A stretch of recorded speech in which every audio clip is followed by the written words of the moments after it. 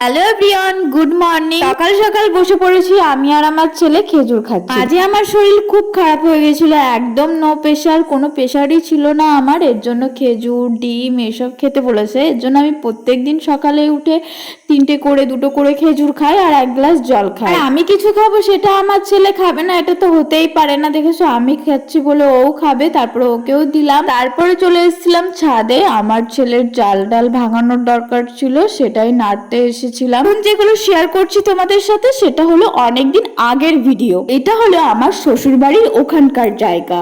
একটা নদী আছে খুব সুন্দর, এখানে গেলেই মনটা যেন ভালো হয়ে যায়, নৌকায় চড়তে পারি। তো এবার বাড়ি যেয়ে জানো তো 3 মাস থেকেছি, একদিনও নদীতে যেতে পারিনি। আমার দাদা আর বোন গেছিল আমায় আনতে, তাই আমার বোন গেছিল নদীতে দেখতে। সেই সুযোগে আমি বোনের সাথে একটু যাওয়ার সুযোগ পেয়েছিলাম, কারণ আমার ছেলে খুব ছোট, আমার নদীতে যাওয়া বারণ।